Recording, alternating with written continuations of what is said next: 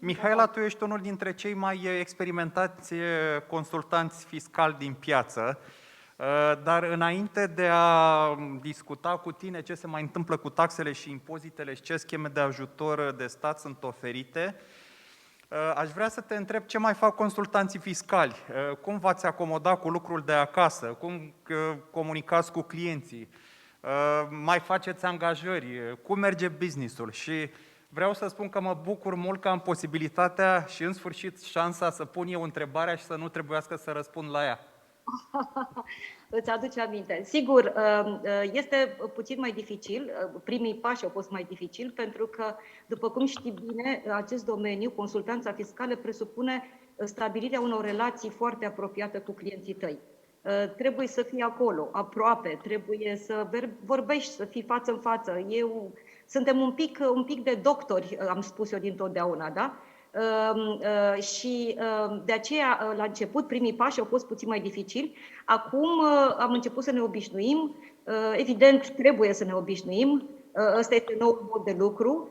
Și până la urmă constatăm că pot să se creeze relații serioase, pozitive și de durată, și folosind mediul virtual. Așa încât, deocamdată, pot să spun că business-ul merge bine, atâta timp cât economia merge bine. Și vedeți bine, s-a vorbit puțin mai devreme că această criză nu e deosebită față de criza din 2008, întrucât există lichidități, deci ca atare există posibilitatea ca sistemul financiar, bancar să susțină economia. Avem de asemenea susținerea de care s-a vorbit din partea Uniunii Europene. Deci atâta timp cât lichidități există, înseamnă că trebuie doar direcționate în mod inteligent pentru ca economia să continue să funcționeze. Și noi, consultanții, suntem aici alături de clienții noștri. Deci, ca atare, răspunsul la întrebarea ta, Șerban, este că business-ul merge bine. Bine, după părerea mea, tot așa subiectivă și ca să pun puțină presiune, nici nu are cum să meargă rău business-ul de consultanță fiscală. Da. Nu-i așa? În orice moment, noi suntem, în orice situație suntem folosiți, să spunem așa, nu? Mulțumesc, Mihaela. Să revenim la subiectul evenimentului nostru. Poate poți să ne treci puțin în revistă care sunt schemele de ajutor de stat oferite de instituțiile publice. Da, eu sunt aici, mulțumesc pentru introducere, sunt aici acum să vă vorbesc de ajutor de stat. Ați văzut că deja domnul secretar de stat, Dan Drăgan, v-a povestit de schemele de ajutor de stat oferite pentru IMM-uri, așa încât nu mai refer la ele. Am să vă povestesc de schemele de ajutor de stat care sunt furnizate de Ministerul de Finanțe, cu încurajarea pentru mediul de afaceri să aplice pentru aceste scheme de ajutor de stat, întrucât ele au fost modificate în luna august a acestui an, în sensul flexibilizărilor. Deci este mult mai ușor, procedura este mai simplă, termenii sunt reduși în sensul obținerii acordului de finanțare. Deci, la ce mă refer acum? Mă refer la schema de ajutor de stat 807, care se referă la investiții de peste 1 milion de euro, investiții în general în echipamente, construcții, în general în domeniul producției, da? Dacă se dorește o asemenea investiție, statul poate să finanțeze prin furnizorul Ministerul de Finanțe până la 50% din cheltuielile eligibile. Trebuie să știți că România, la momentul actual, harta intensității este cam de 50% peste tot, cu excepția regiunii de vest, care este de 35%, Ilfovul 35% și Bucureștiul 10%. Deci, ca atare, deocamdată avem această intensitate. Deci am investit 1 milion, așa în termeni mai simpli, fac o fabrică în Iași, pot să obțin 500.000 teoretic de euro, să-i primesc înapoi ca un grant. Încurajez, repet, să folosiți această schemă, pentru că acum este într-adevăr cu mult mai simplă și mai funcțională.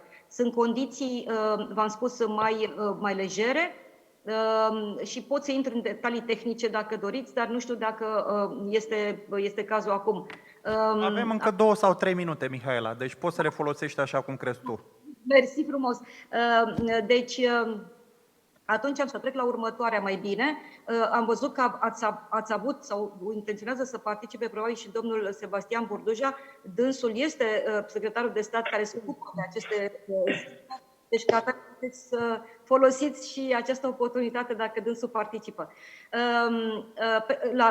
Referitor la a doua schemă, este vorba de schema 332, care se referă la crearea de noi locuri de muncă. Ea are ca particularitate faptul că trebuie să creezi minim 100 de locuri de muncă.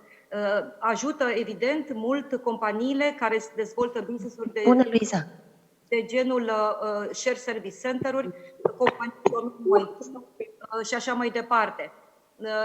Ce lucru nou aduce această modificare a schemei 332, ce element nou, este faptul că acum se finanțează salariile brute pentru fiecare loc de muncă creat pentru o perioadă de 2 ani de zile, înmulțit cu coeficientul de intensitate, adică 50%, cum v-am povestit, maxim. De ce e nou? Pentru că până acum aceste salarii erau limitate la un salariu mediu brut, în timp ce în august a făcut modificarea ca să nu mai există această limitare, astfel încât să dea posibilitatea accesării acestei scheme a companiilor care au angajați plătiți cu mult mai bine, da, decât un salariu mediu brut, cum ar fi companiile din domeniul IT. Așa încât este mult mai atractivă, iarăși, vin și repet. Deci, asta ar fi mesajul meu. Țineți cont că avem aceste două scheme de ajutor de stat, nu numai acestea, sunt mult mai multe, o parte cele prezentate de domnul Dan Drăgan pentru IMM-uri, dar acestea sunt aplicabile absolut tuturor jucătorilor pe piață, indiferent că sunt IMM-uri sau companii mari. Cam ăsta ar fi mesajul.